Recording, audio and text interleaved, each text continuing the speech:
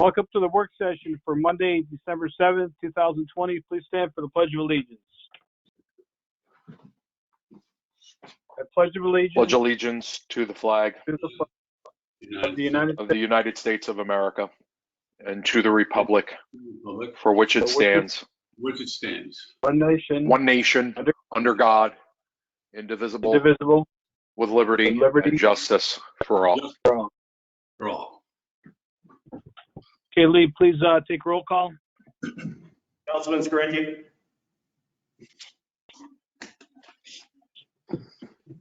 Present. Councilwoman Rosnetti. Present. Councilwoman Riley. Present. Councilwoman Friedman. Present. Councilman Burns. Present. Councilman Strawn. Present. President Scanlon. Present. That's all 7 here. All right, Mr. Wagner, are you out there? Yes, I am. All right. The reason I invited you down here, just give us if you could, we don't have a ton of time here, give us a brief description of how the transition has been going at the plant from Jacobs Manufacturing to your plant, please.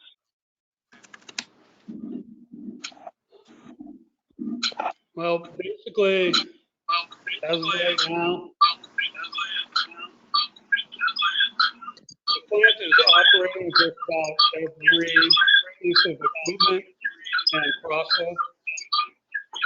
I'm sorry to interrupt. This is Councilwoman Friedman.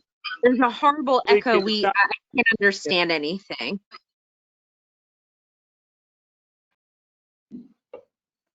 Mr. So I don't Wagner, know. Oh, this is Councilwoman Friedman. There's a terrible echo. I couldn't understand anything that was being said. We're all the same way, Councilman Friedman. Mr. Wagner, can you try it again, please? Sure.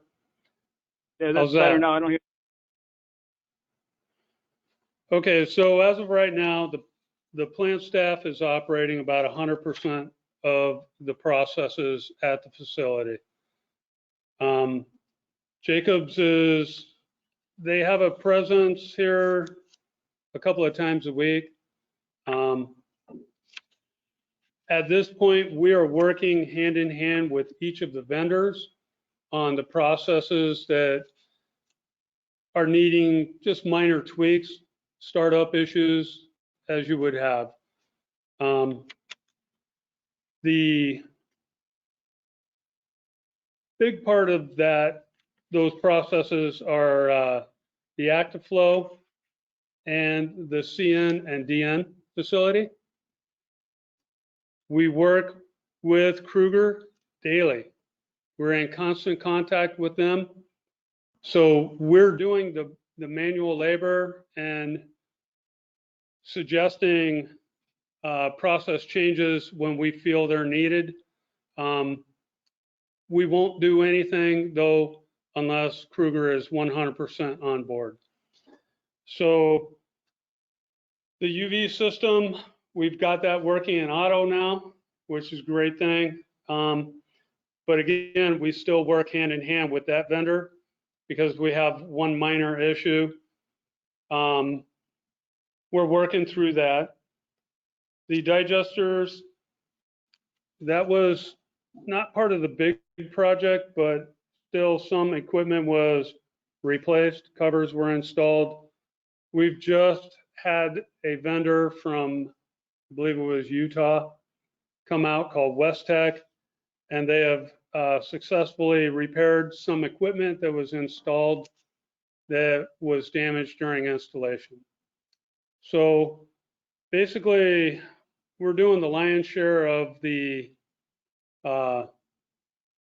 final startup, if you will.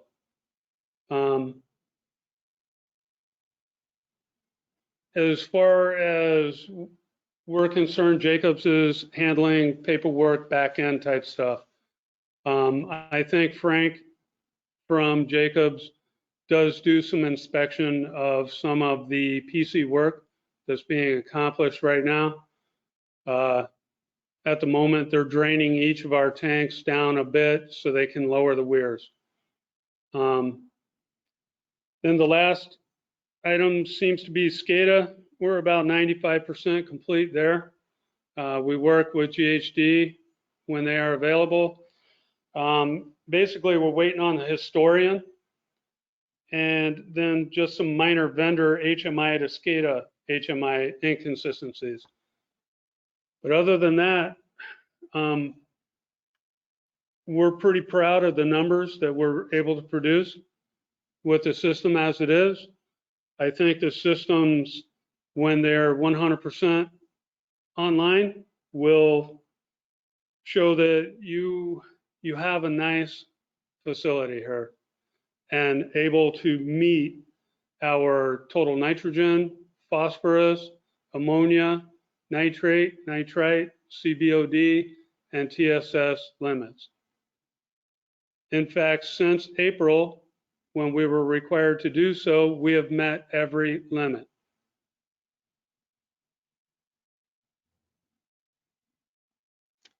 Other than that,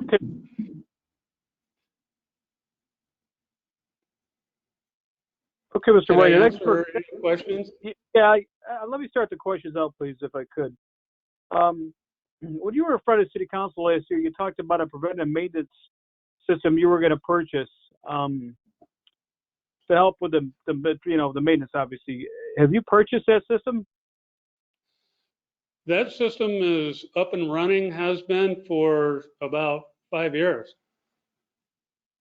Oh, I thought you were talking about a new one. Well, matter of fact, you were talking about a new one you were down before, a new preventative maintenance system that was going to help you with the new plant. I don't recall saying All right. anything. All right, that was my understanding. It was a new system we were talking about.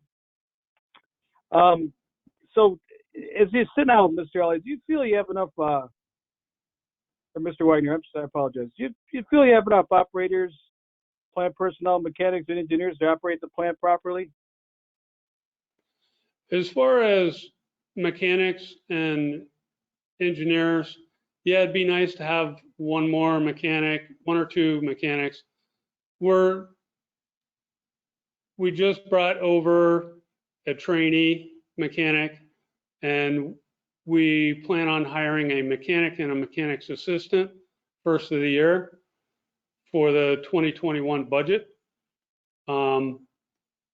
As far as operations that are concerned, we just hired an operator trainee because one of our existing operators tested and passed his operator 2 test. So that operator is upwardly mobile and will probably test out in September for his 3, which will open up yet another slot for us. Let me go ahead.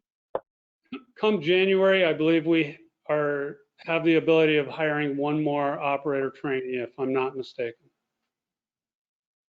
Okay. Let me back up on the maintenance system, if I could, Mr. Wagner. So basically, how many people can operate this maintenance system that you have in place? How many different people are capable of understanding the system besides you, obviously? How many mechanics we got down there? 7 now? There's 5 or 6 that work it day to day, and it is administered by our facilities engineer who can set up training for any new mechanics that come on. Basically, the lion's share of that project has been complete, and when I say that, that is the data entry. There are still some fine-tuning things we can continue with in that regard, as far as like making out a detailed maintenance for each individual item. So right now we have a maintenance shell that says, okay, every week you have to go out and check the air filters on this Airzone blower. Okay, this is probably a $150,000 piece of equipment.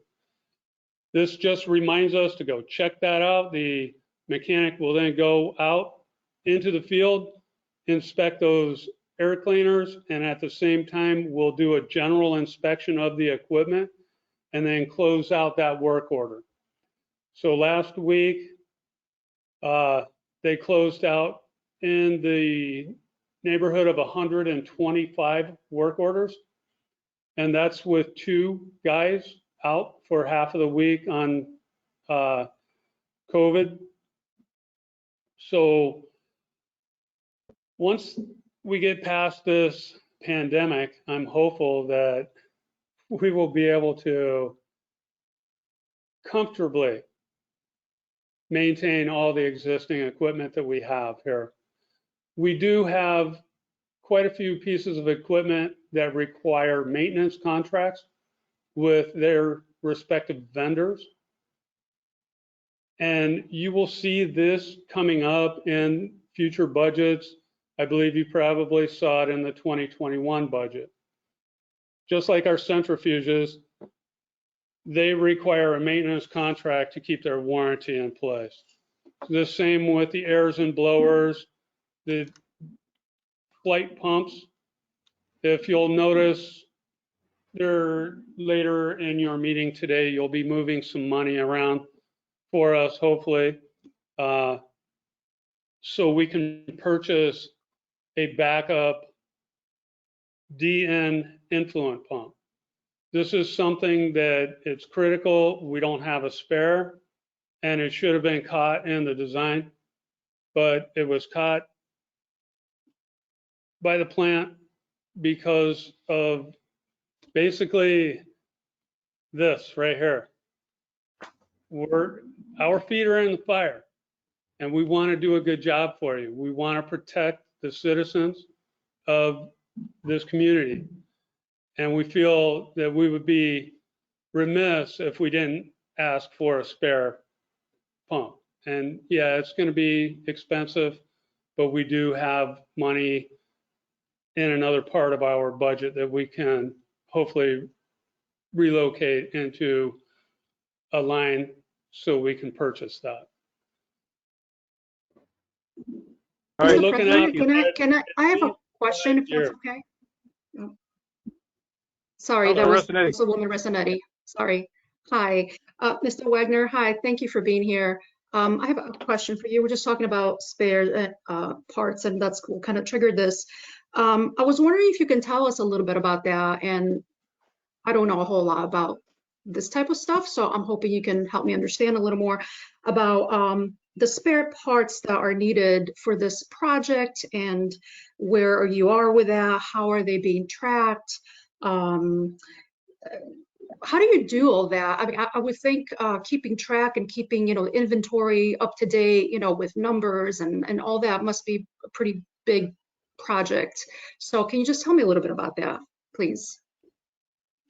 So the CMMS software has the ability to track inventory.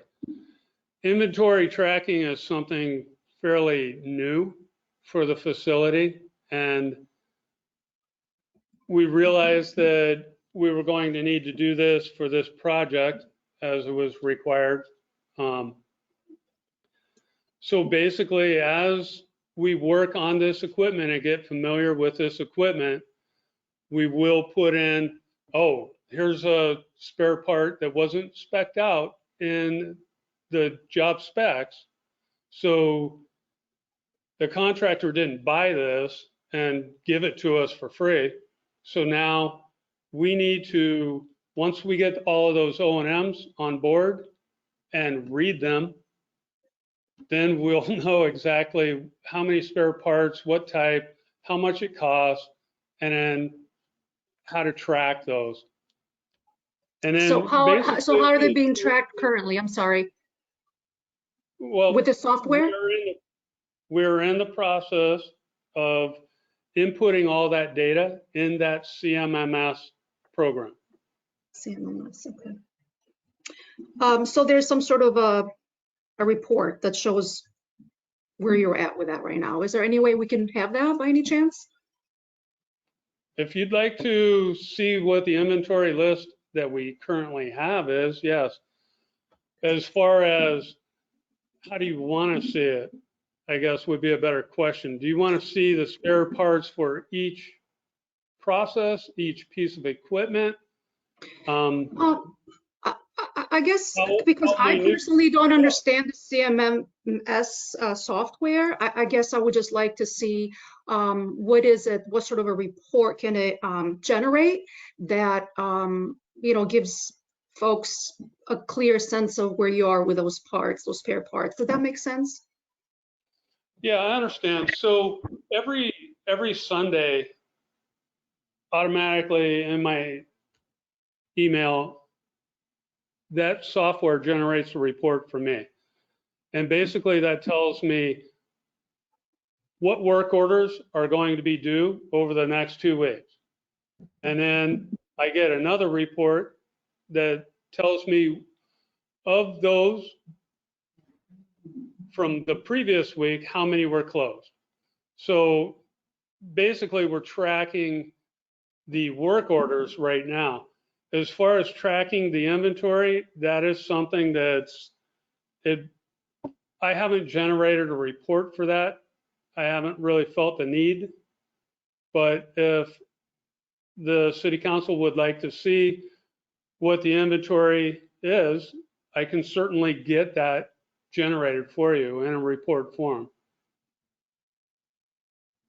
Yeah, if you could also make sure the dollar amounts are on there of these spare parts, please, that would be helpful too, just so we have an idea of what's out there then.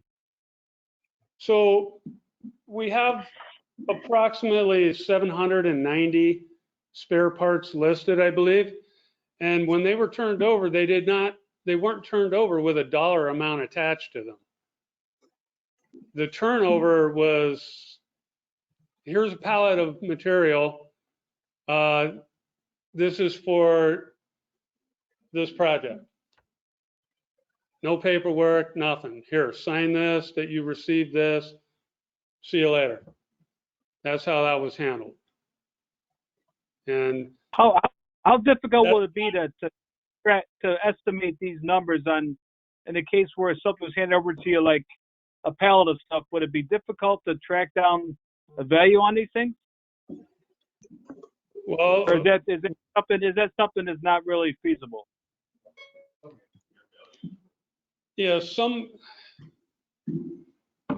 of the stuff has value to it, but other things like a $2 filter or a 30-cent washer, is that how deep we want to go with this? Or I'm not interested in that. No, there's no.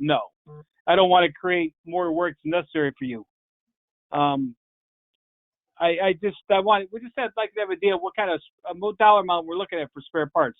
If you want to estimate bulk stuff like that, I have no problem doing that. I have no problem seeing a number on that, but you don't want to get down to the washers and nuts and bolts. That doesn't make any sense. So can I ask a question? This is Councilwoman Riley. Sure. Okay, so we have the switch, Mr. Wagner here for a series of questions. I believe I may have missed something. We know that at the turnover of the management system, even during our visit, we saw of several companies leaving things for the transition out, correct? Right? The extra parts so that management can be managed by. And we talked about that at this time. Some of those additional parts were factored into the budget because we talked about that as well. So what are we talking about today now? Are we saying that something was not included in the transition process and that an exorbitant amount will be expended now to accommodate missing or necessary parts? Is that what we're talking about right now? well, I certainly hope not.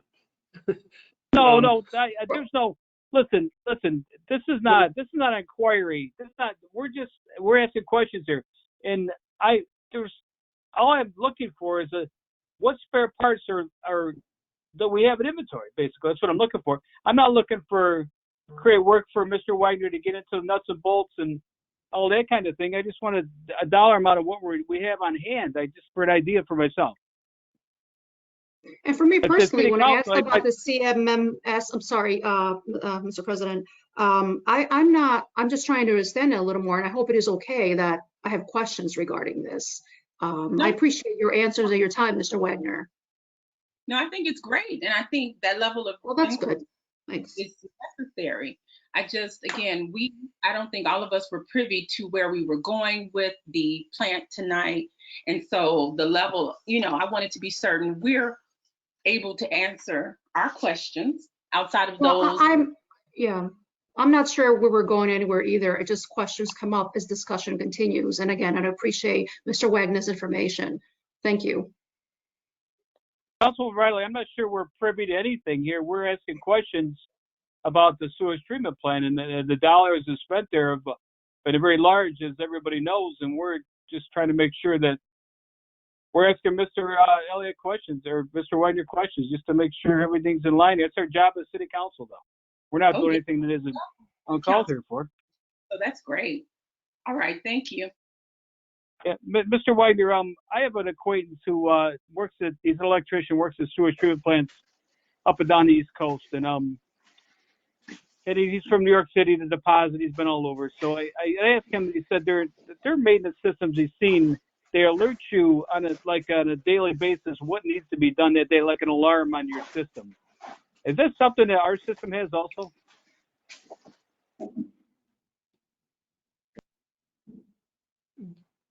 Does he get like emails or text messages from his system? Is that what you're asking?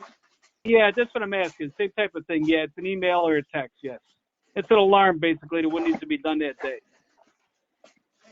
I believe it's possible for that to be set up, but at this time, it is not. All right. And one more question, and I'll open this up. If anyone else wants to ask questions, certainly welcome. I remember when we were there for a visit, you talked about methanol. Is there do we keep a lot of methanol in inventory? Is that something we do as inventory items?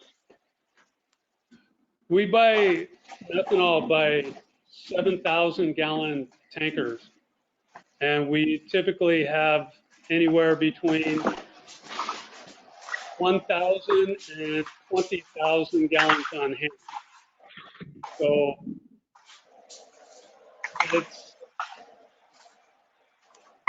we go through approximately 6,000 to 7,000 gallons of methanol in a week.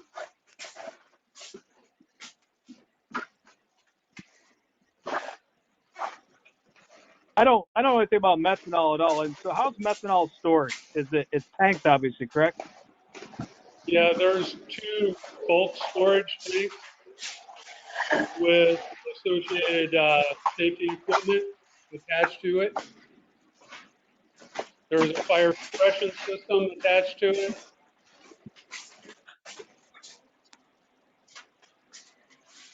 We don't have any issues with the methanol, do we? I mean, as far as the storage or the tanks or anything, correct? No, we've been fortunate. Well, thank God for that. All right, does anybody have any other questions for Mr. Wagner?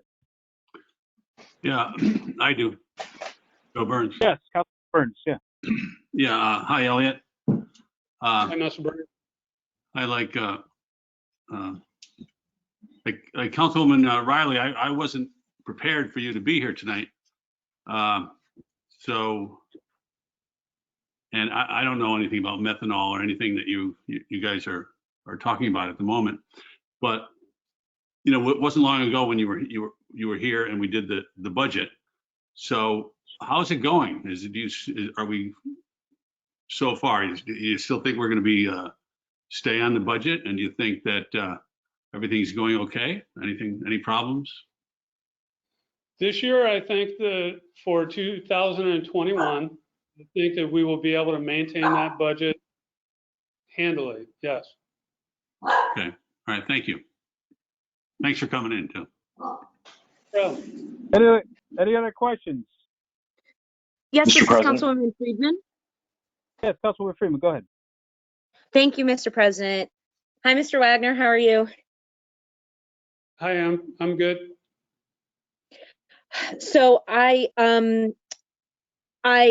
as well didn't come prepared with any specific questions necessarily, but I guess after listening to this conversation, I'm wondering if you have any anything that we should maybe look out for coming up on the horizon, any sort of like final, I guess, like concluding thoughts about this discussion. What should we be looking out for in terms of our role as city council members, besides little budget transfers and things?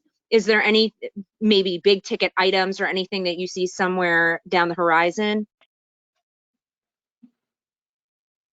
The only project I know that is still up in the air, and I was understanding that it was in Jacobs Court, was during construction, one of the contractors dug up a area, and that drain is now clogged, and we need that drain to operate the facility. We have a workaround for that, but it requires us to run a 6-inch pump, which is pretty sizable, and not very efficient way of doing it when there's a drain in place. I believe the obstruction is anywhere between 7 and 10 feet. And we're still waiting for a decision on how they're planning on handling that. And do you foresee that solution being a part replacement, or is it a like labor cost? You know, generally speaking, what is the fix for that? What does it require? Again, in general terms.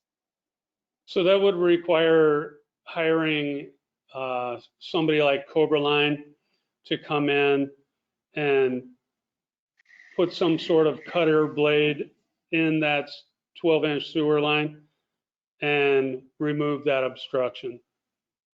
And Okay, the so last quote that we got was close to $28,000, I believe. okay, so that would be $28,000 in like labor costs, but not necessarily replacing a part. Not like replacing an expensive piece of equipment or something like that. No. Okay. All right. Thank you for that information. No problem. Any other questions for Elliot? Mr. President? Yes, Councilman Scringy. Thank you. Thank you, Mr. Wagner, for joining us tonight. I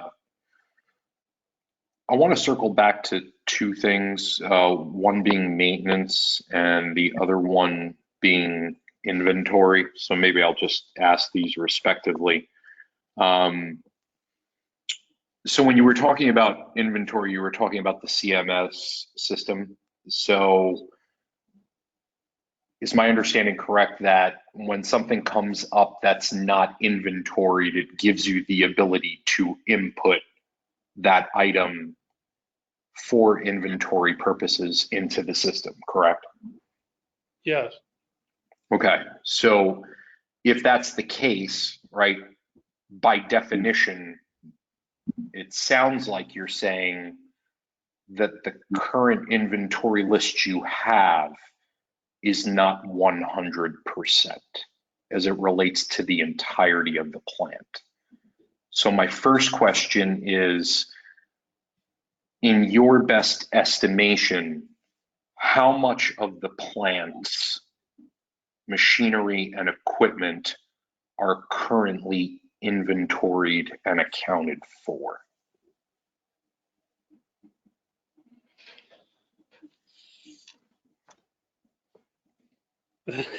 Wow. So I know most of you have been here and are well aware that there are thousands of pieces of equipment here. And when I tell you that we have an inventory of about 700 pieces, 10,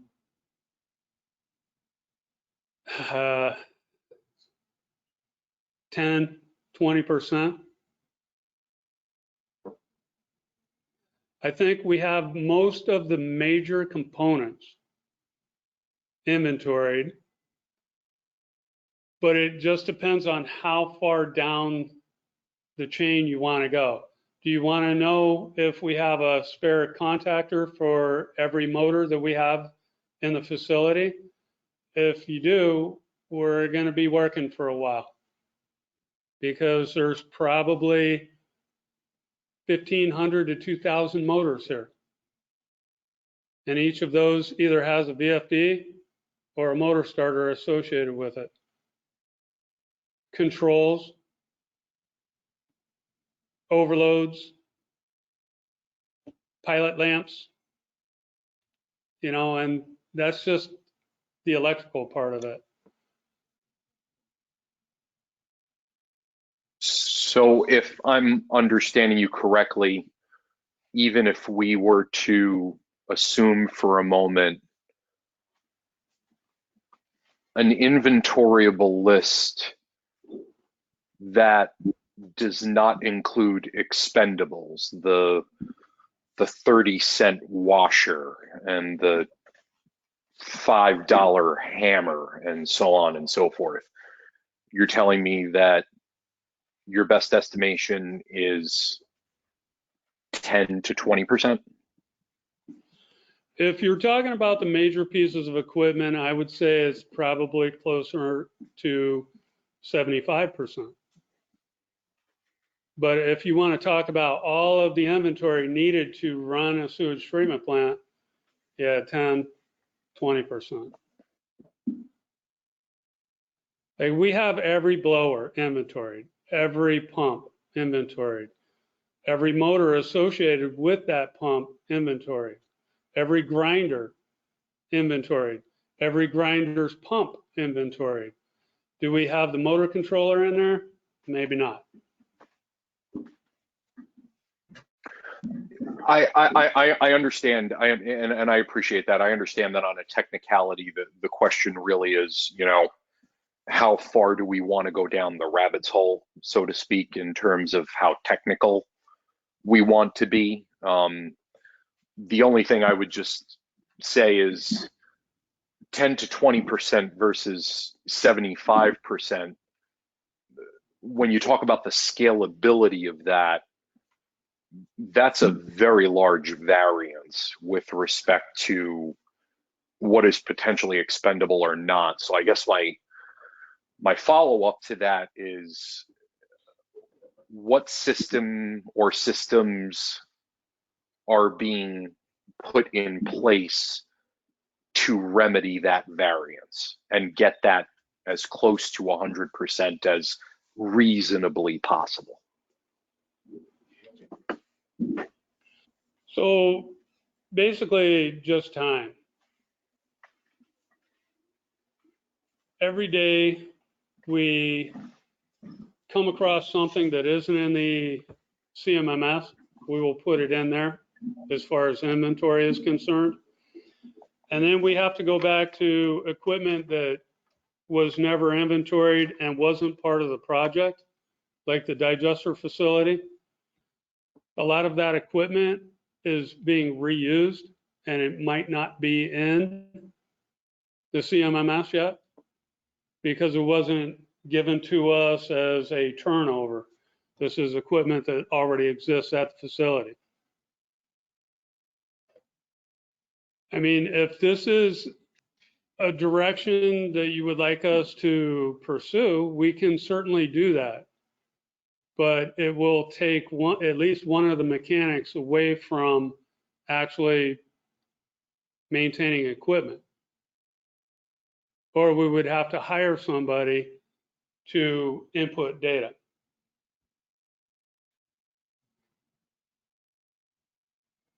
And, I know yeah, grocery stores, semiconductor manufacturers, they have it all the way down to, a piece of tape. right.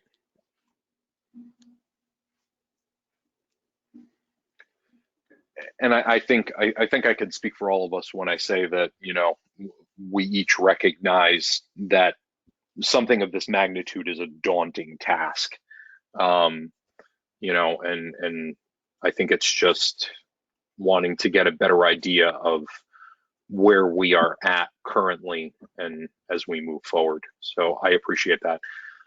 If I could really just ask really quickly a second question. So a number of colleagues mentioned maintenance earlier. So I guess my question is, what is the cycle of time for a maintenance schedule to reach 100% review? So for example, the sewage treatment plant, I'm oversimplifying this. The sewage treatment plant has 100 items that need to be maintained. What is the time period for the staff at the treatment plant to have gone through a review of those 100 items one time? That's an interesting question. I can certainly ask Howard if he has the ability,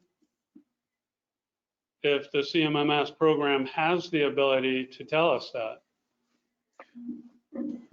Yeah, I think that feeds a little bit into the question that President Scanlon had asked about, a colleague that he has that works in the industry as it relates to the type of notifications that the system may be able or may not be able to provide plant staff, with this digester needs to be maintained, or this pump needs to be reviewed for maintenance, and so on and so forth. I'm just wondering what the scalability here is in terms of time. Does that take 3 months? Does that take 6 months? Does it take a year?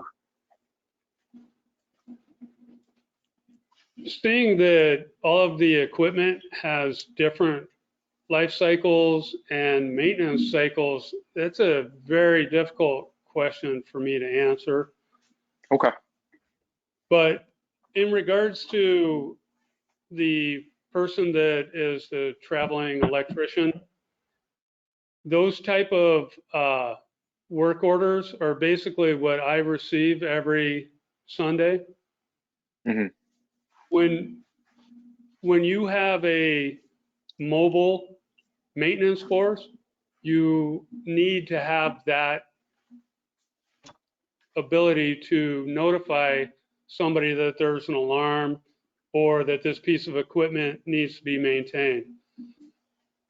My phone is basically how I get that report. I have email on my phone. So Right. wherever I am, I know exactly what needs to be maintained. And then if I open the second email, I know exactly what was maintained last week. And again, All right. I believe that was 125 work orders that were closed out last week. Excellent. Well, thank you, Mr. Wagner. I really appreciate it. Thank you, Mr. President. Elliot, at this point, I appreciate you answering our questions. We're going to move on now, but again, I appreciate you answering our questions, and we'll move on with the meeting. So let's go to RL 20-227. Mr. Shager is going to speak for Mrs. Ferruti, please. Thank you for your time. Thank you. Councilman Scanlon, RL 20-227 is something that we talked about in the budget for 2021, and that is to get a maintenance contract on all the kiosk machines out on the street. We started one internally and for the last, I say, 3 months, and they've been successful. And this is just to enter into a contract for next year. And John, you want to add anything to that? Can the council persons hear me? Yes, we can hear you, John. Yes, okay. No, it's for maintenance agreement, we haven't had one in place. And these kiosks are reaching the 4 to 5 year aged mark. So I think a maintenance contract at this point in time is more critical than it has been historically. All right, questions for Mr. Sprudy, please. All right, John. Thank you, Chuck. Thank you, John. Okay, thank you. RL 20-226. Ms. Brockett, please. Yes, thanks, President Scanlon. So this is a resolution amending the agreement the city has with Chow to fund the grocery store. This is just changing the scope as outlined in the agreement from general build out to equipment to better align with HUD's eligible uses. The amount of funding and the funding source stay the same here. Questions for Ms. Brockett? Again, I just want to say this is exciting news for the north side of Binghamton. It's been without a grocery store for a long time, so this is this may be open next couple, from my understanding. So that's a great thing. Yes, very exciting. I have a question. Yes, Councilman Burns. Yeah. Hi, Megan. When is it supposed to open? You know? Yeah, so they're hopeful that it will. They're still hopeful it will open this month. I know that they had hit some COVID-related delays with getting certain equipment in. But the last I talked to Dr. Selapak, which was last week, they were still working their hardest to have it open sometime in December. Great, thank you. Other questions for Ms. Brockett? Thank you, Megan. Thank you. Under L 20-241, Mr. Standish. Yes, good evening. This resolution is to amend a prior resolution, R 2030, which was an agreement with, a supplemental agreement with Barton and Judas to work on the improvements to the fire station floor. And so what happened with everything that happened this year so far with COVID-19 and stuff, some things have fallen through the cracks, and unfortunately this was one of them. And the budget line had to be changed because that budget line that was in the original resolution has been used up. So we've got another budget line to use to be able to pay them for this work. Questions on RL 20-241 for Mr. Standish? Okay, right on to RL 20-243, please. Yes, this is a supplemental agreement with Keystone Associates. In regards to the new fire station, if you look in your packet, you'll see that the original design was $650,000, but then underneath that there were supplemental services that didn't get put in their original resolution and agreement. And so we need to do a supplemental for just the geotechnical services. And that amounts to a dollar figure of, if you sum those two together, $14,300. Questions on 20-243? Thank you, Mr. Standish. You're welcome. Have a good evening. You too. Okay, Jared Cram, you got our RL 20-224 to start out. Sure. And President Scanlon, if possible, I know we've got Taylor Botar and a colleague of his from Barton and LaJudas calling in. Is it possible we could go out of order and do 20-245 so he could present? Sure. Okay. Not a problem. Taylor, I believe you're on the line. The floor is yours to discuss the seeker action.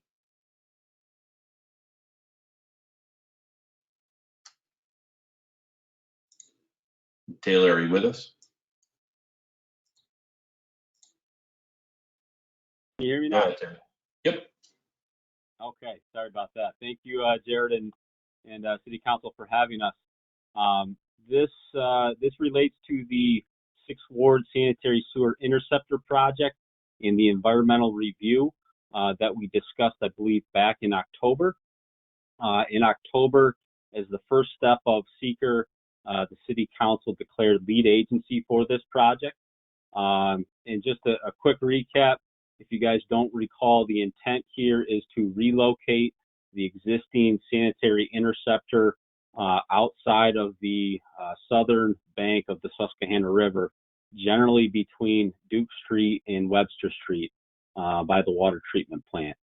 So the proposed project has a pump station and a realigned force main and gravity interceptor through that corridor. So again, back in October, the City Council declared lead agency for the environmental review. This next portion that we have in front of you is parts 2 and 3 of the full environmental assessment form.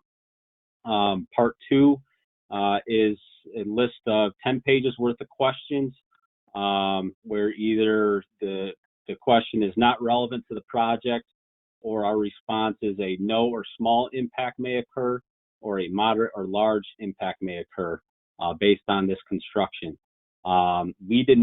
It was our opinion that none of the questions were considered moderate or large impacts to the environment. For those that were checked for small impacts, if you go to part 3 in the supporting information, we discuss how those impacts would be mitigated throughout the construction project. So with that, it is the City Council's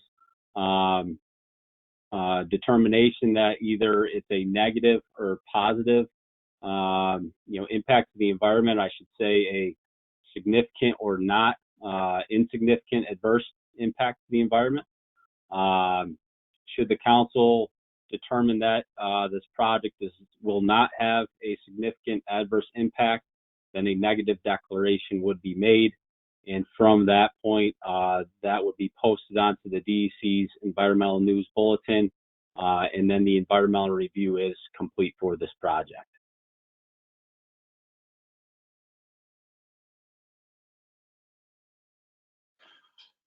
So Questions or Taylor, comments?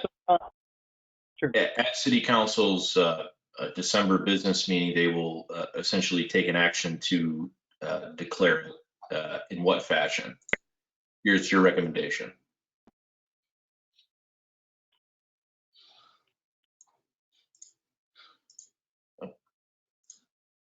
Taylor, in your recommendation would be that they take what action based on what you've seen? I'm sorry, I didn't hear that question, Jared. We don't recommend whether the council should take a negative or positive stance. Quite simply, we just put together the information and then allow the council to make that determination. Okay. Council, if I may, based on the lack of significant impacts, the suggestion would be a negative declaration of receipt.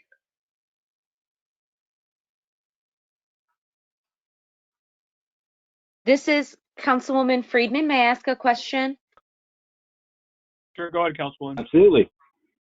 Thank you, Mr. President.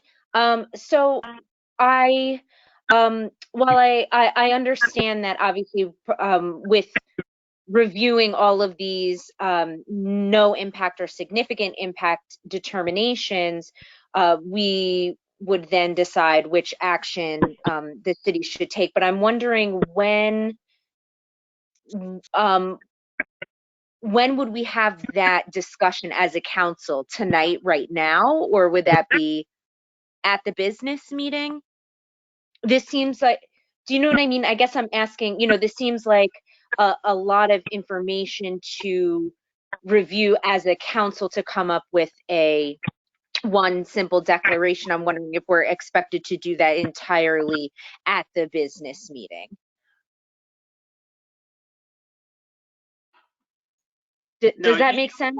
I don't know if my question is part of your work session and then make a determination at the business meeting. I see. So tonight we are expected to come to reach a conclusion about that?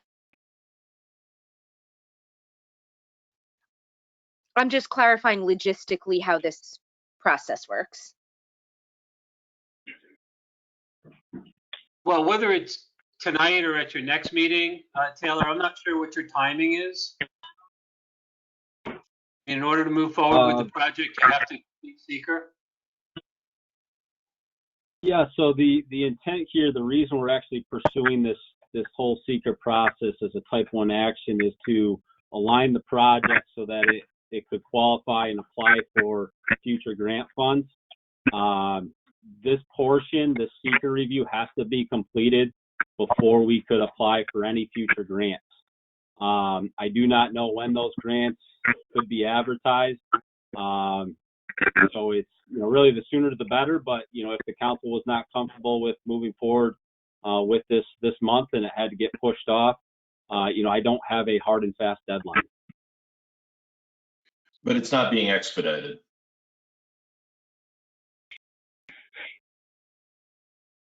I'm sorry, Jared? It's not being expedited to the Wednesday meeting, meaning that there'd be, additional time for council to consider the information. Sure. Well, let's not be the reason for this project to be delayed. So, if you want to discuss it now, Councilwoman Friedman, we certainly can discuss it. I have a question. Sure. Ken, why do you say we should do a negative?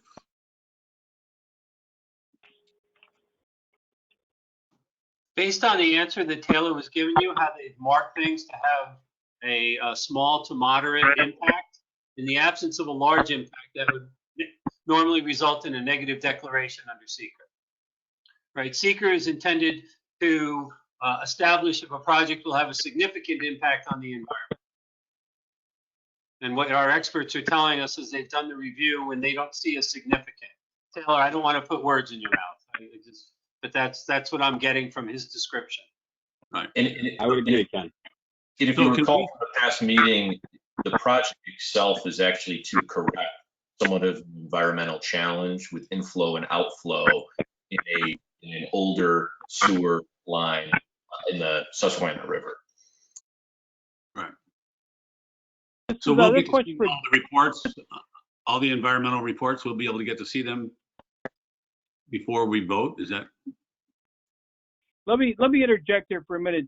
Taylor and Jared, this is a standard infrastructure project, correct? I would consider it so, yes. Yes. City Council makes seeker declarations on a number of different projects. I believe this council has before. It's important that the reviews are done and we provide any other individuals or entities that could party to a development of this kind opportunity to weigh in. They have not done so. So as Ken was saying, it is standard that unless a environmental issue came about, that it would be a negative declaration. All right.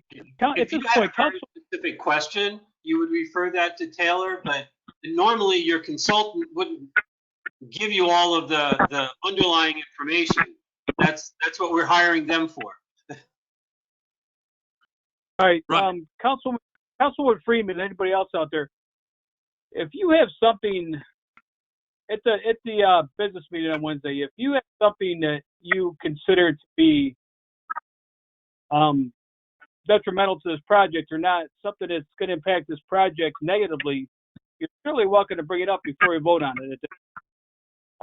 It gives you a couple days to look at to see you might have a question. I'm trusting the expert here, Taylor. We have to trust somebody, and I have no idea. I have no expertise in this area whatsoever. So I'm certainly going to trust Taylor to do the right thing here as a professional. So again, we can vote on this. So Wednesday, you can certainly cast your vote. You're welcome to. You're welcome to state your opinion before the vote. And I think we'll move on here. Is there any other questions specifically for Taylor? Well, we can call Taylor. I mean, this is going to be not this coming Wednesday, right? So we can call him in the interim to really go over everything, because the way that he did say it was that we were going to vote on some environmental project that I really, quite frankly, am not up on. So if it has to do with the river, then I want to make sure that I have absolutely all the information before I'm saying yes or no on something. So my intent is to vote on this on Wednesday. That's my intent, Councilman Burns. So whatever you need to do in the interim, you're certainly welcome to do it if you get hold of Taylor, question something. But my intent is to vote on this on Wednesday. This coming Wednesday? Yes, correct. This is Councilwoman Friedman. I thought we just said that this was not expedited. That's not actually, you're right. I apologize. Not expedited. You're correct. So we're not going to, let me backtrack here. We're not going to vote on Wednesday. We still can talk about the next work session, but this is not expedited, so it won't be this meeting coming up here on Wednesday. Okay, great. Thank you. Taylor and Jared, we do not need this expedited, do we? No. Okay. All right. So let's move on then. Unless there's other questions. Yes. Okay. Hi there, Taylor. How are you? Good. How are you?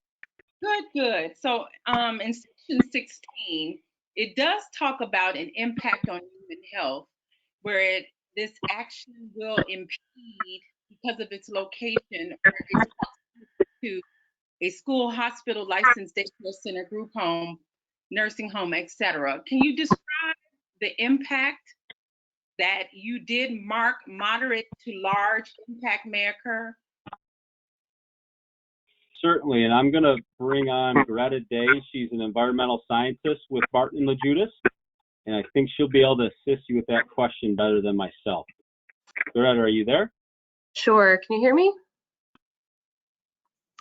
Great. Thanks Yes, for having us on. Just to provide some clarification on the no to small impact or moderate to large impact for questions in part 2. For any question that has a numerical threshold involved, so for this specific question, if the project area is located within 1,500 feet of a school, hospital, licensed daycare center, group home, nursing home, or retirement community, then that automatically, if we meet that threshold, the answer automatically has to be moderate to large. And then in the part 3 supporting information, let me just pull that up.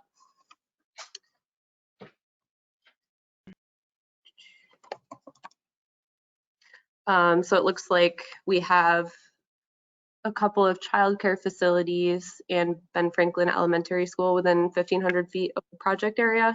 And this is just, within that distance of the project corridor. We're not proposing any work in the direct vicinity of these locations, and we're not anticipating that the project is going to adversely affect these facilities. But that's just kind of an anomaly in the seeker regulations on how to answer specific questions. So does that clarify? We always have to remember to unmute. I'm sorry about that. So yes, on 97, it does go into detail. However, it still talks about the disposal of hazardous materials within that area around the school. And so you're saying it's not significant enough, or you're just addressing it because it is? I'm sorry, can you repeat the last portion of your question? I didn't quite hear you. Yeah, something happened. So yes, you did qualify the reason why it was deemed yes. However, now in the details, there are significant, there's additional data. For example, it says the site was gas plant, and when you excavate, it will, I lost it. But there's additional detail there that may be deemed problematic, right? Oh, okay. I see what you're talking about. So there's a separate question in that section of the form, separate from the schools, daycares question. So this is talking about registered remediation sites that are potentially within 2,000 feet of the project area. So we had 2 remediation sites that were identified as located within that distance of the project area that are registered on the New York State Department of Environmental Conservation's database. So this is just talking about the current status of the sites, what they were used for historically. So the first is the NYSEG Binghamton Court Street manufactured gas plant. It's a Superfund site. It looks like remediation is currently underway. And the site was used from the late 1800s through 1969, manufactured gas plant. So of course we had a lot of hazardous organic compounds that were generated and potentially disposed of on site. So this site is actually on the opposite side of the river from the project area. And then based on information, publicly available information from the DEC's database, it was determined that public exposure to contaminants is expected to be low. The main concern there was groundwater contamination and public water is available. So the second site is the Almy Brothers site, is another Superfund site where remediation has actually already been completed. So we did talk about the contaminants identified on site, groundwater contamination, soil contamination, etc. And remedial activities were complete. There's not anticipated to be any sort of adverse exposure to contaminants related to this site. But the bottom line really to remember is that we're not proposing as part of this project any ground disturbing work on or in the vicinity of these properties. So that's why we are supporting the fact that the project's not going to impact sensitive receptors in the project area related to soil contamination. I'm sorry, I know that was a lot all at once. Does that help clarify the answer?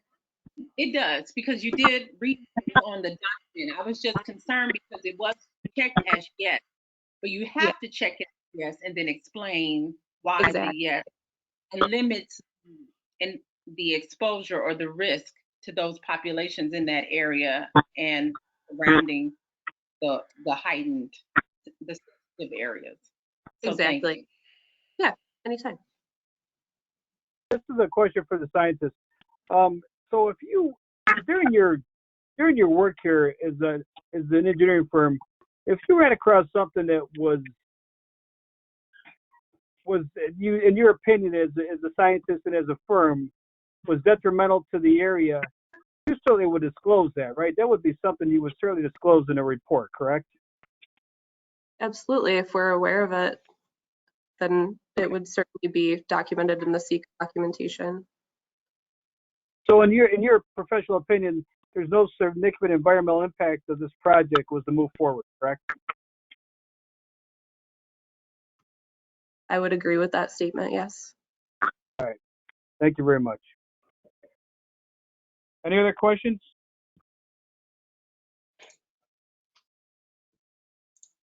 All right, we'll move on from RL 20-245. Jared, where you want to go now? Thank you very much for your input, you two. Thank you.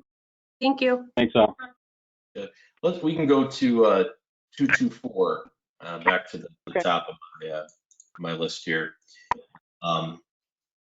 This is, and I want to correct the title. The title is incorrect, but the budget line is correct on this. This is a resolution to partnered with United Way for marketing of the 211 COVID assistance program. It's an amount not to exceed $16,000. I've sent a note to Lee and Grace to correct that. It's 13 and 16 as the budget line says.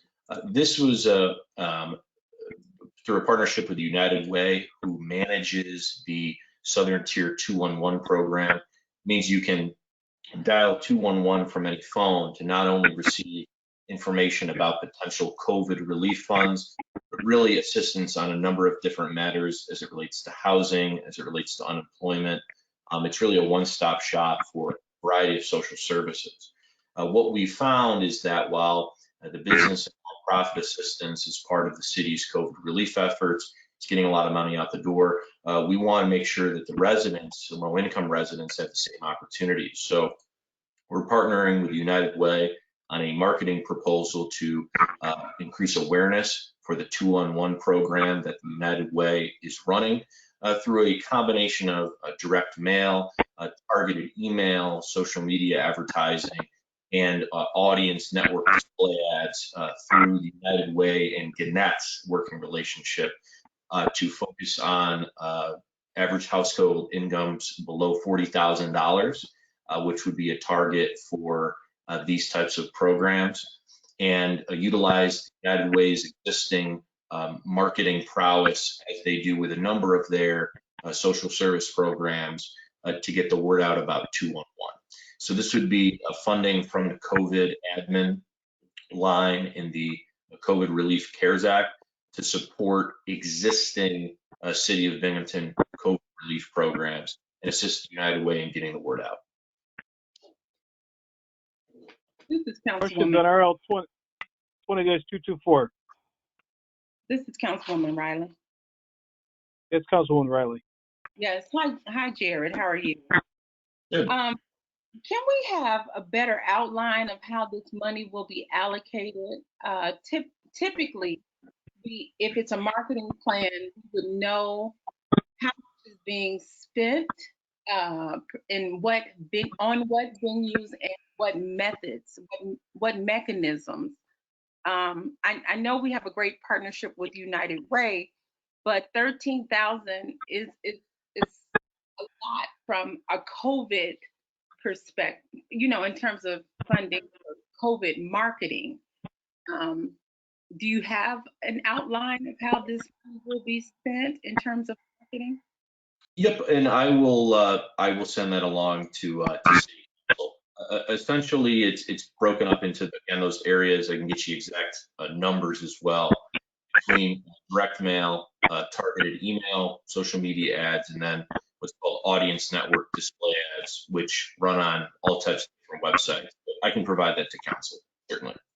That would be great. And it's a max of, with the initial draft of the budget, what is the proposed initial spend for the first line of marketing? Since it's a max. Is 16,000. Oh, it's a max of 16, but again, first line you allocated projecting what, 8,000? Or is that in what you're sending us? What I'm sending you will show it's a little bit under 16,000 worth of marketing money that will be spent. We're not seeking approval for a marketing plan that has not yet to be developed, that type of thing. Okay. And now, of course, I know the United Way is sending out promotions for Broome and Tireless.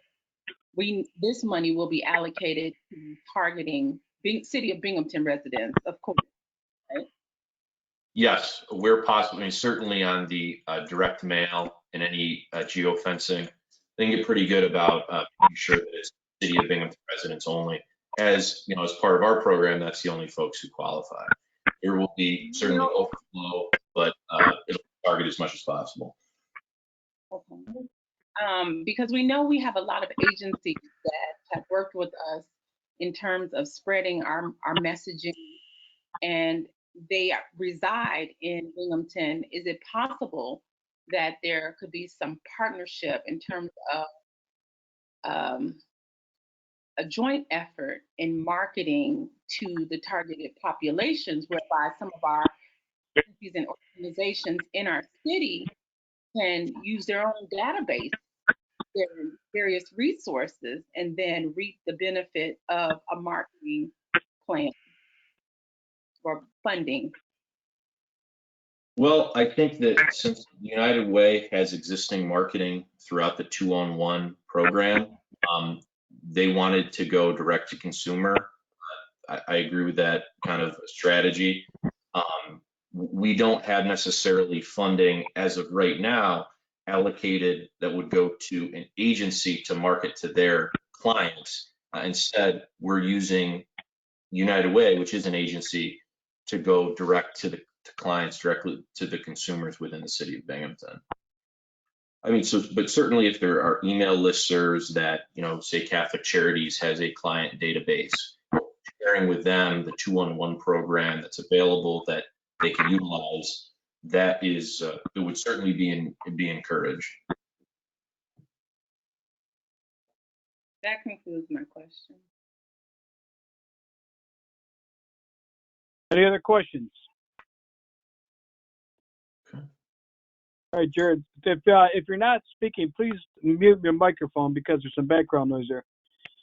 Jared, on the RL 20-225, please. Sure. This is an annual allocation and agreement with Broome County Stop DWI, which allows the city to seek reimbursement for Stop DWI related overtime costs. In the city of Binghamton, we have a number of trained officers who are trained in specific DWI enforcement and do overtime patrols on weekends, holidays that have to do with Stop DWI. So this is an annual program. This is actually from last year's. We'll be getting a new one in January, and it's a reimbursable grant. The city of Binghamton, like many other municipalities, has seen a drop in DWI enforcement due to COVID. On-premise consumption of alcohol is obviously historic lows, and the need for DWI patrols has been lessened significantly. But Stop DWI continues to retain these funds and will be available in the future for future programs. Questions or comments on 225? Yes, this is Councilwoman Friedman. Yes, Councilwoman. Thank you, Mr. President. Hi, Jared. Hello. I am wondering why, I'm just a little bit confused as to why this is considered overtime patrol and this isn't just worked into the typical day-to-day operations of the police department. So any patrol officer will can certainly make a DWI stop. They can arrest an individual who is suspected of driving under the influence. But the special detail is a police officer who is not responding to calls in a certain moment, but rather patrolling high traffic corridors to be on the lookout for individuals that are driving under the influence, or pulling over vehicles where they have reasonable suspicion that they have committed a crime or something out of the ordinary. So that's what this will focus on. And from the state's perspective and from the county's perspective, they want the Stop DWI money going specifically to DWI focused patrols. So to clarify, these are officers who are on duty at the time and they're getting paid their regular salary in addition to this money that's coming from this grant on top of that as well? So how it would work is as follows. So Officer Cram works from Sunday to Thursday, 5 days on the force on the West Side Route 209. And then on Friday night, there's an opportunity to work overtime in a special DWI detail. And I'm doing that because I have gone to certain classes and am trained to operate breathalyzer or specialize in being able to detect when someone is likely under the influence. Of course, one of the reasons why we have special officers go to special training is that eventually the case will have to be prosecuted. And it's very important that the district attorney has, top reports and top trained people are making arrests for DWIs. So on Friday night, I will work an overtime shift of strictly DWI, where I will be located at a certain part of the city or throughout different areas of the city to make stops and arrests under DWI. I see. So this is in addition to the weekly, 40 hours or whatever it is. So this is these shifts would have to be performed in overtime in addition to the regularly scheduled police patrol shifts. Am I understanding that correctly? That's correct. It is a special detail. Gotcha. Okay, thank you for clarifying. Other questions on 225? Jared, tell us about 235, please. Sure.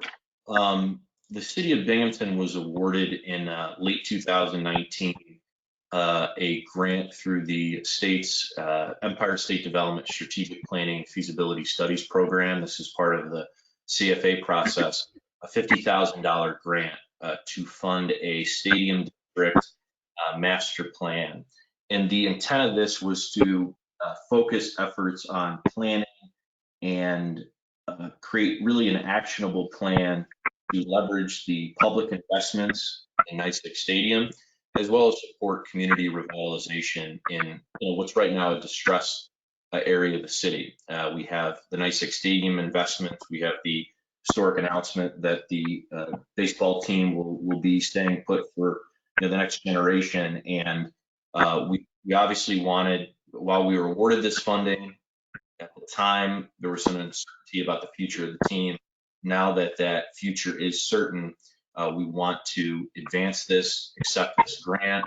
The city has a match, $40,000 of local funding, as well as $10,000 worth of in-kind services to, by near the final quarter of next year, have an actionable plan to support new redevelopments, private and public investments in the stadium district around Henry Street and the stadium. There's a number of historic assets, public assets that are in that area, and a neighborhood that needs a shot in the arm. Again, if you're not speaking, please mute your microphone. A lot of background noise there. Sorry, Jared, go ahead. That's okay. That was it on this RL. Questions on 235? All right, Jared, tell us about 244, please. Sure. I'm sorry, 238. 238, please. This is an agreement to extend the lease between the city of Binghamton and Southern Tier Zoological Society, which is the Russ Park Zoo, for their use at Russ Park. So this is a lease that extends their use of the premises to 25 years, allowing for 5-year increments where the lessor has the right to review and propose amendments to the maintenance agreement, and it's Schedule C in the lease agreement. This schedule is essentially the maintenance requirements and funding that the city's providing. One change to this is that upped the capital dollars invested to $10,000. So we have that in the agreement. But other than that, everything is fine. The big change here is the 25-year lease agreement. The reason why that's significant is that the zoo many times goes after state and federal grants, foundation monies, that because they do not have a long-term lease, are not able to get those grants because they're not viewed as an owner or a long-term leaser of the property. This will allow them to do that. And again, like the Binghamton Rumble Ponies announcement, this is solidifying sort of a major cultural institution in the Southern Tier and giving it a solid future for the next 25 years. That is the big difference this year. We worked with Phil Ginter and members of his board to work on this lease for some time. Now it's coming to fruition. Questions or comments on 238, please? All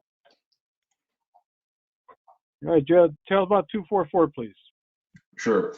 This is a resolution authorizing the city to apply for a grant through the New York State Homes and Community Renewal, HCR, for funding under the New York Main Street program.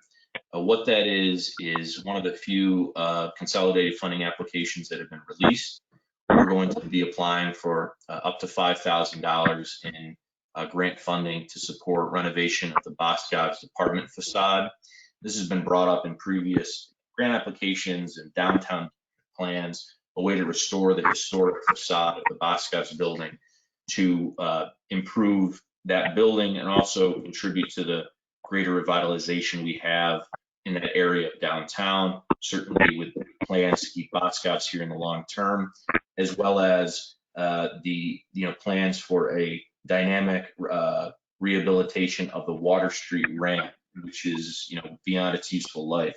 So we're trying to go after any grant money at all possible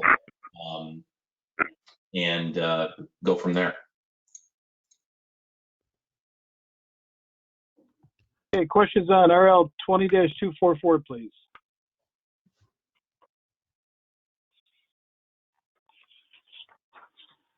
Thank you, Jared. All right. Okay, Chuck. Mr. Shager, tell us about 20-230.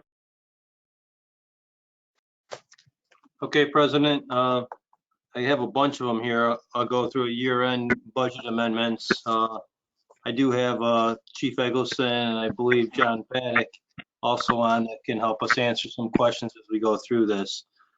The first one, 2030 or 230 is we got the final numbers from New York State for the retirement system, and we are over budget on the ERS system, and we are under budget on the police and fire retirement system. They're two separate systems within New York State, and I'm looking to transfer $58,513.21 from the police and fire retirement budget to the ERS state retirement budget.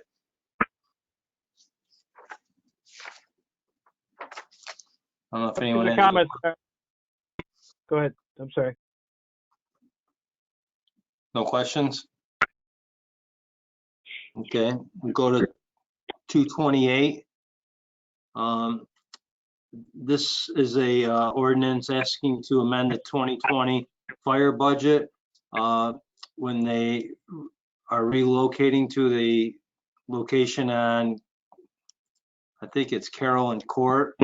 We need $15,000 more to finish up the relocation, and we're moving $15,000 from the fire and police retirement budget to this relocation expense line. If you have any questions, I'll take them, or to Chief Eggleston who can answer. Questions on RL 2229? Yes, this is Councilwoman Friedman. Yes, Councilwoman. Thank you, Mr. President. I'm wondering if you would be able to provide more specifics of what is paid for or what the funding, what relocation expenses specifically requires this funding. Chief, do you want to answer that? Yeah, that was payment for Keystone. They had to bring the building up to code. The building was vacant for a number of years, and it was a change of occupancy. They had some issues with the bathrooms. The fire alarm system there was not a fire alarm system, so they had to design a fire alarm system for the building. They had to separate some areas in the building into smaller areas to create smaller fire zones. There was some exiting issues.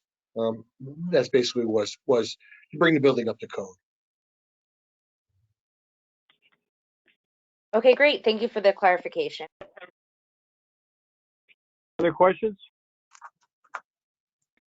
All right, Chuck, move on, please. Okay, RL 229. This is an ordinance to amend the 2020 fire budget. Chief and I went through and looked at their overtime. It looks like we're gonna need around $80,000.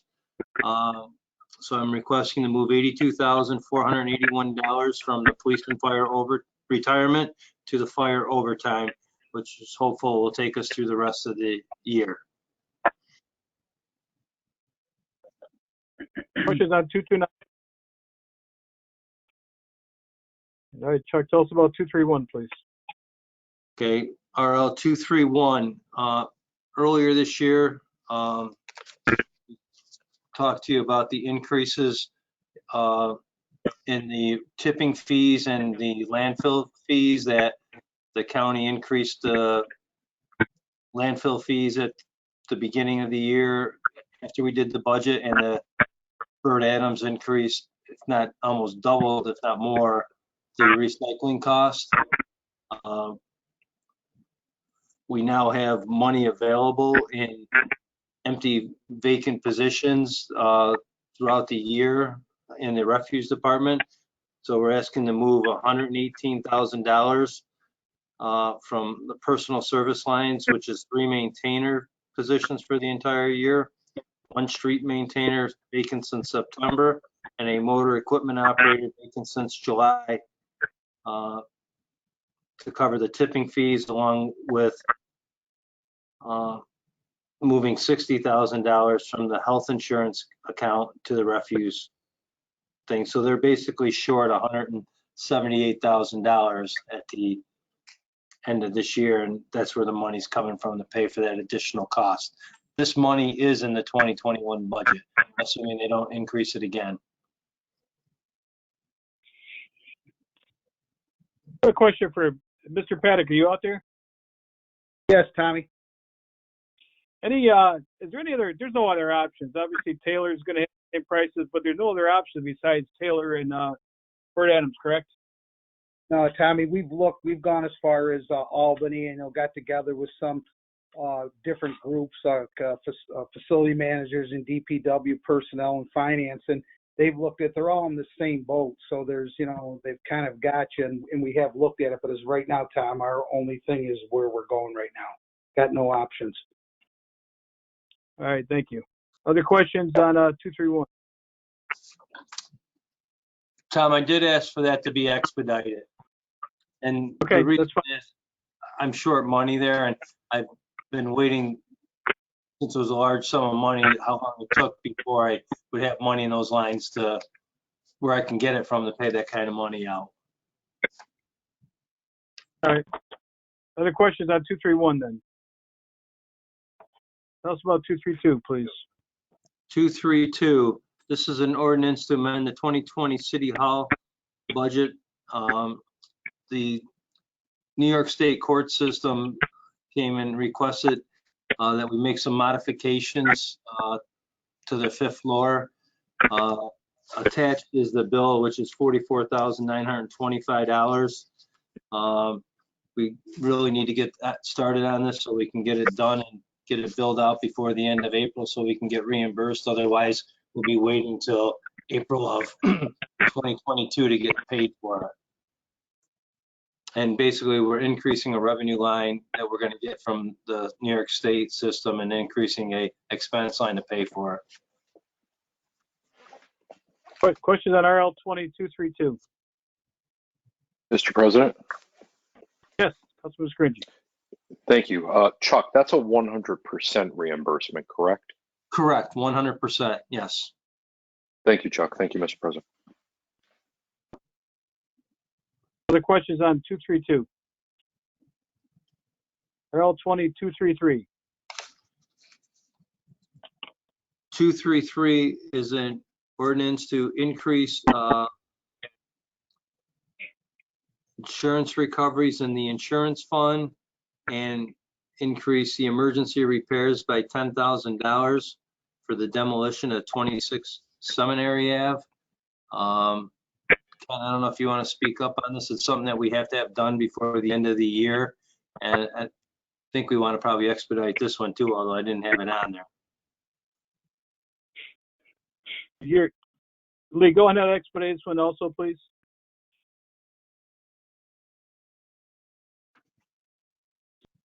I Questions didn't on, hear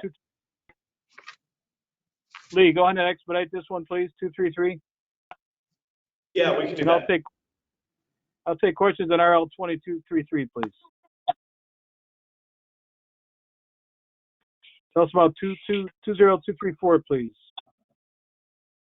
Okay, back in September, I believe I mentioned this to you earlier, the FEMA stopped funding expenses related to cleaning up buildings due to coronavirus.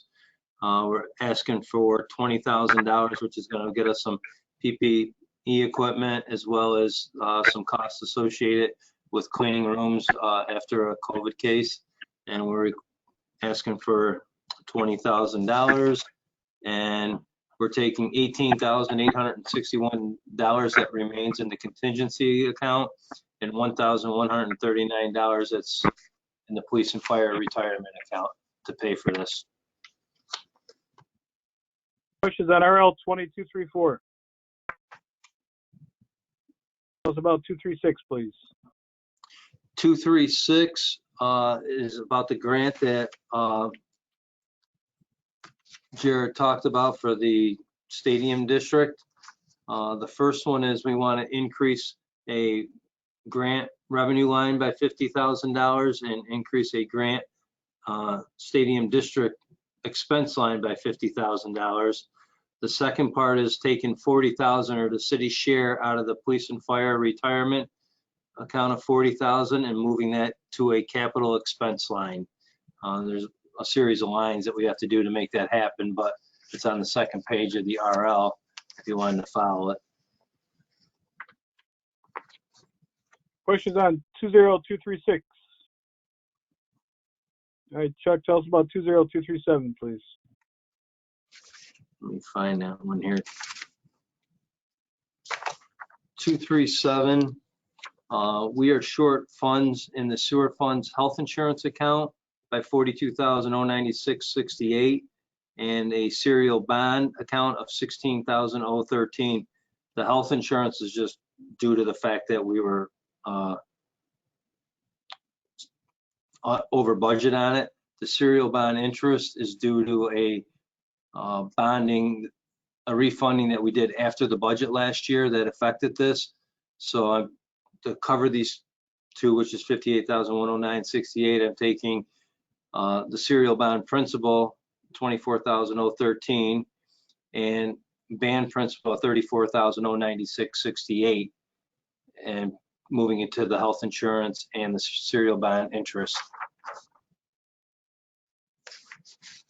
Questions on RL 2237.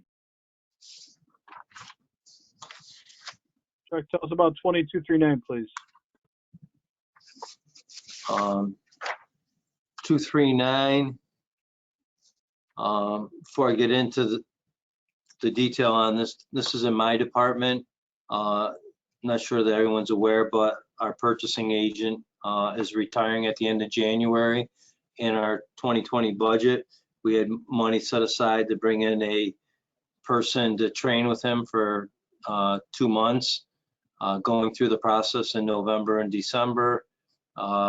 We ended up promoting a person in my office into that position who was our prior payroll person, who prior to coming here had multiple years of experience in purchasing. I would like to move that person to start training full-time in the purchasing by 12/20, which leaves me a vacancy in the payroll position. I'd like to create an old position that we had here, which is a finance payroll specialist, and promote the person that is currently the payroll assistant into that position, effective on 12/12. Also, that has been approved by civil service pending your approval.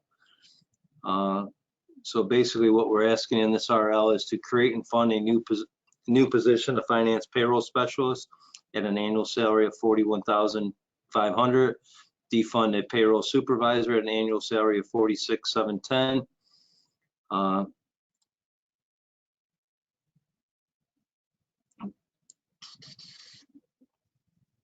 And I'm saying decrease A1310 5100 payroll supervisor by $1,796.50. That is from December 12th to the end of the year. Increase the finance payroll specialist by $1,596.15 and put the difference of $200.35 into the contingency account. I don't know if everyone understood what I just said. There's a lot there. Questions, RL 2239. Yes, this is Yes, this is. Oh, go ahead, Councilwoman Riley. Yes. So are we then zeroing out the line for the payroll specialist or the No. the payroll assistant? The Well, payroll assistant is The payroll assistant is going to be left open for the rest of the year. We're not going to hire that person. I could guarantee you that because I'm training 2 people at once right now. But come I'm going to say the end of January, we're going to hire that person to backfill that position, but not right now. but that was a funded line on the 2021 budget. Yes, Still. and we will fill that line, Councilman Riley. But the finance payroll specialist was not a funded position in 2021, correct? Yes, so I will be coming to you, asking you to do the same thing in the 2021 budget at the next meeting. We can't do 2021 changes yet. You'll have to do that at your first meeting in 2021.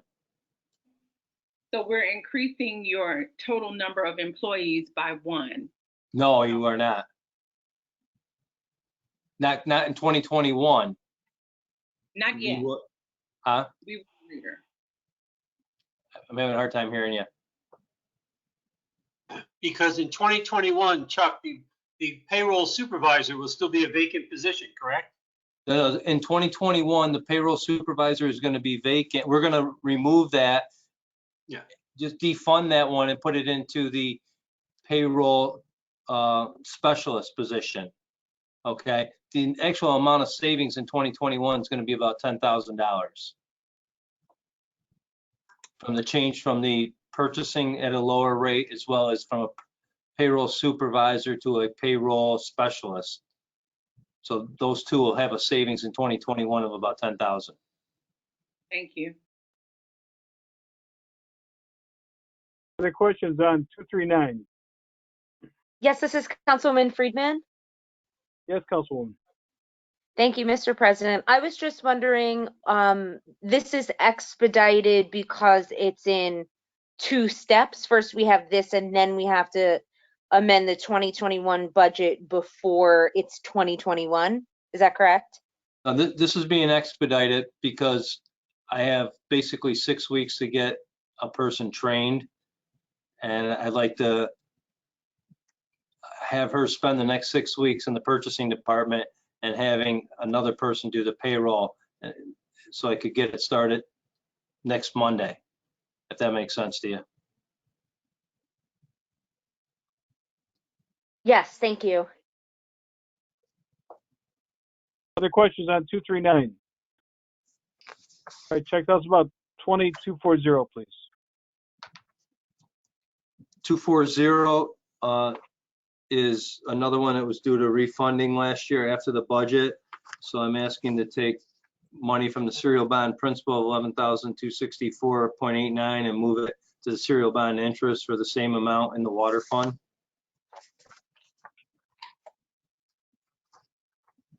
Questions on 20-240?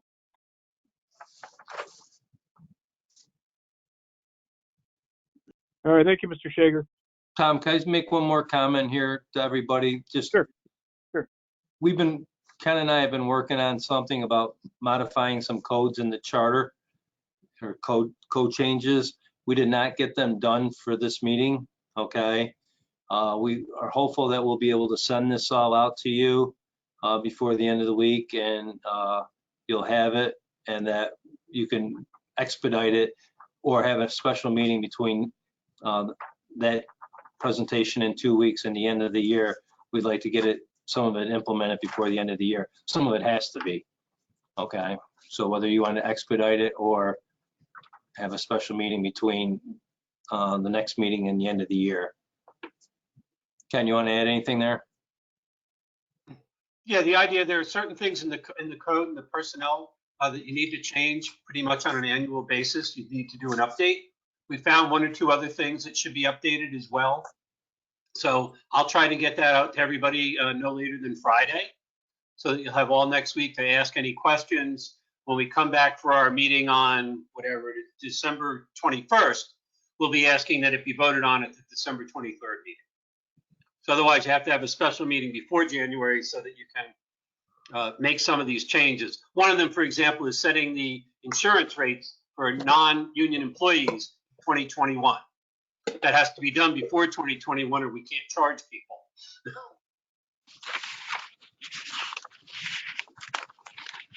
All right. Thank you, Chuck. Thank you, Ken. On RL 20-242, the mayor's salary, I'm going to have this one expedited. We can throw out some ideas tonight. You'll have a couple days to decide which way you want to go. We'll vote on it on Wednesday. So I just want to hear your ideas on what they may be for increasing the mayor's salary for the starting year 2022, which will be the next incoming mayor. So if you have an idea of what you're looking for, just please go ahead and speak up.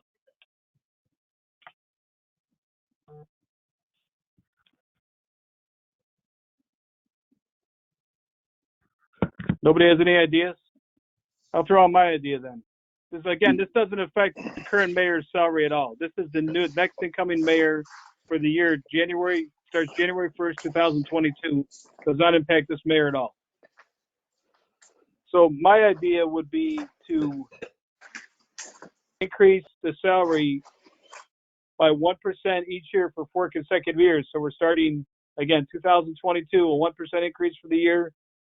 Following January, another 1% increase, and so on down the line. So you get to a 4% increase at the end of the term. If anybody has any ideas, please speak up. What you're considering.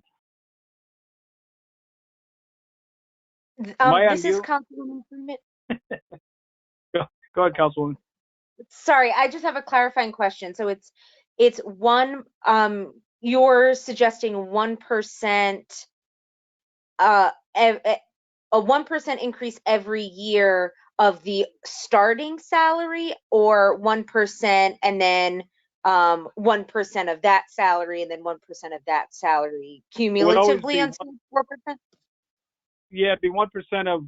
So let's, for instance, we give if we agree to this plan, we give the mayor 1% increase for the first year of his term, 2022. Then it would be 1% of that total increase plus his regular salary, go moving in the next year. If you follow what I'm saying. Okay, I think I'm following. Okay. All right. Anybody have any other ideas out there? It's just kind of, Mr. President, this is Councilwoman Rossanetti. No, I just wanted to comment that, I'm not really saying much because it just feels really hard to justify like a higher increase just based on what's going on and in our world and the uncertainties with COVID and all that. And so, I mean, I appreciate your suggestion. I can't say that I'm sold on one way or another, but I appreciate your recommendation. Any other comments on this? Mr. President? Yes, Councilman Scringy, please. Thank you. Yeah, so 2 things with regard to Councilwoman Friedman's question. I think the question she's asking is, if it's 1% a year for 4 years, is that a 4% raise or is it more? And the answer is it's more, right? So. Well, understood what I get what you're saying. Yes. Yeah. So that was the second one. I personally, I'd be okay with a 0% for year 1, because quite frankly, I don't in my mind, at least right now, correlate a year from now, COVID not being an issue anymore. So I think year one, a 0% raise might be the right way to go, and then talk about some number potentially from that point going forward for years 2, 3, and 4 respectively. Ken, at this point, should we do a straw vote on this to know what we're coming out with? I mean, what's your advice on that? Yes, I think you want to come out of this meeting with how we're going to fill in those 4 blanks in the legislation. Okay. All right, so let's do a straw vote now on who'll be, I guess we got 2 options out there. So let's start with Gio's proposal, 0% increase the first year, 1% the second year, 1% the third year, 1% the fourth year. Let's take a vote on who would support that. So Councilman Stringy, would you support that first one you just put out there? Definitely the year one. I mean, if there's general consent around the 1% for years 2, 3, and 4, I'm willing to engage that. Sure. Okay. So again, we're voting on this one. We're gonna do a straw poll voting.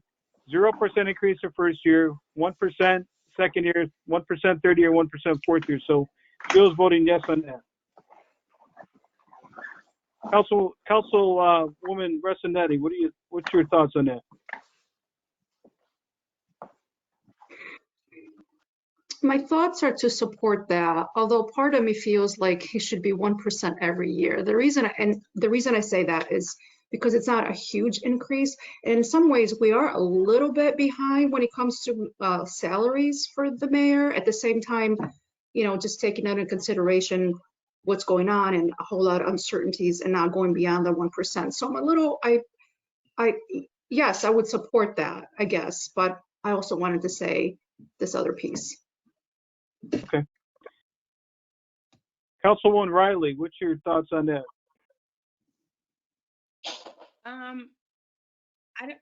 I'm kind of between the two. I think, typically most employees get a cost of living increase based upon just because of the change in, again, cost of living. And typically it's been like 1.3 to 1.6, again, pre-COVID. So this is a full-time job, and 1% in 2022 is still a year plus beyond, beyond today.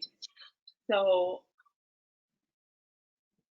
I think I would lean more towards your suggestion opposed to a 0%, because again, it is a full-time job, and in crises you do, but again, we need a full assessment of all the jobs in our landscape. It's so many questions. So I really can't All right, say. so I'm gonna mark you down on the second. Let's do it like and thank you, Councilwoman Riley. So let's do it like Angela just threw out there. So I'm gonna put Angela down for yes on the 1% increase for 4 consecutive years. Those are the only 2 options? Well, I didn't hear anything else. Okay.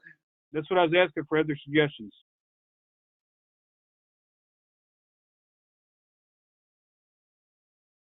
If you have another suggestion.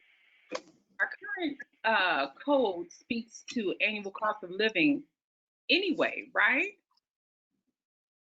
I'm sorry, say that again? Doesn't our current code reflect a cost of living increase? What the current code, excuse me, I'm sorry. Go ahead. The current code for city council members says that if you do nothing, you get a cost of living increase. It doesn't say that for the mayor right now. In the legislation that I've proposed, that if city council were to fail to act, then the mayor, like city council, would automatically get a cost of living. But right now, it's not there.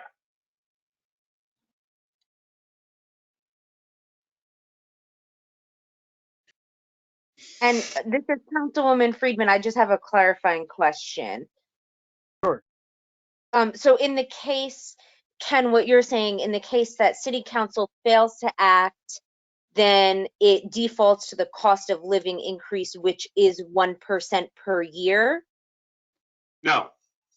No. What I'm saying is, A, right now, if you fail to act on the mayor's salary, the mayor's salary remains stagnant.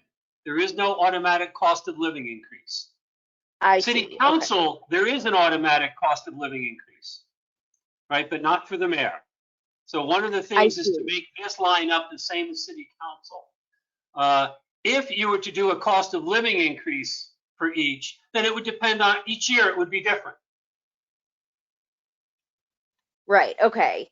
And in keeping the uncertainty of the economic landscape due to COVID in mind, could it theoretically be possible that if we do approve a cost of living increase, that the incoming mayor could decide to forego the raise like Mayor David did this year and like City Council did this year Yes. for next year? Okay.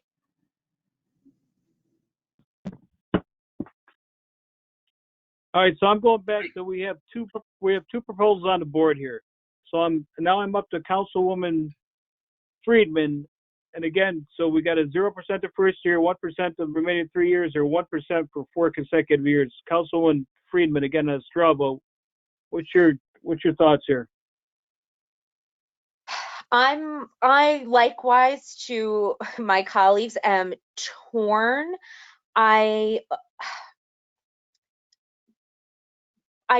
think that the spirit of doing this is to have a structure in place, rather, I mean, at least my interpretation of this is that the spirit of this discussion is to have a structure in place, more so maybe than specifically figuring out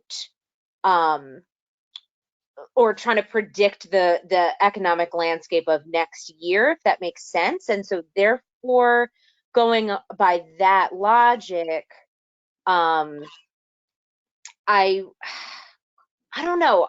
Maybe I would be leaning toward 1% every year, but I could be convinced otherwise. Okay, I'm going to put you down for yes, 1% every year. Councilman Strawn, please. Can you hear me? Yes. I support 1% each year. I mean, I don't, to be honest with you, I don't think the salary is too high to begin with. I'm just being honest with my thoughts. And we're talking, as Councilwoman Riley said, we're talking a whole nother year out. We're not even talking about 2021. I remain optimistic that COVID will be done, but I'm not sure at 1% that even COVID necessarily should stop that. In fact, you probably have to work harder and more hours under a situation like that. So under those two choices, I would support 1% each year, looking at that it's starting out at 2022. Thank you, Councilman. Now to Councilman Burns. What's your thought? Yeah, Mr. President, I would support the 1% each year because, it fell behind. My friend, Mayor Bucci, was in for 12 years, and I think most of those years he didn't take a raise. And it was a political, not just political thing, but he was doing it for the city, when the city was having problems, and it fell behind. So that, now we're ahead, 25 years or something like that, and it's still behind. So just looking towards the future, 25 years from now, if you want to get somebody that wants to run for mayor, you want that salary to be increasing every year to make it something that people would want to do. So I'm down for the 1%. I don't think it's much. So, go ahead. So the 1%. I agree with Phil. I don't think it's all that much, and it is a year out. And the mayor, like the mayor this year, can say, you know, if there is a trouble, the mayor can say, I'm not going to take it, you know, so. Okay. Exactly. All right, then then this is what passed in the straw poll. The 1% for 4 consecutive years passes in the straw poll. So I want the reason for expedite, to be transparent completely, the reason to expedite this, after talking to Ken Frank, he's 100% right. This needs to be done before somebody announces their intent to run for mayor. Then it's completely non-political, this conversation and this increase for the mayor. We don't know who's running, therefore we don't know who we're voting for or potentially voting for. So this reason to expedite us, we'll vote on this on Wednesday and get this behind us. Lee, can you read pending legislation, please? Yes. First up, we have RL 20-215, adopting the new retention schedule for New York State. Next one is RL 20-218, the agreement with BLDC for economic development. RL 20-19 or 219, amend the FY46 HUD annual action plan. And RL 20-220, amending the funding source for the loan to the Broome County Council of Churches. RL 20-221, amend the joint sewer 2020 capital budget for a spare DN pump. And then lastly, RL 20-222, amending the joint sewer budget for laboratory supplies. All right, thank you, Lee. Thank you, everybody. It's been a long 2 hours. If anybody has anything else we need to talk about right now, please bring it up. Otherwise, I'll take an amendment to adjourn the meeting, a motion to adjourn the meeting. So moved. So moved. Or I'll second. All right, thank you. Everybody have a good night. Thank you. Good night. Good night.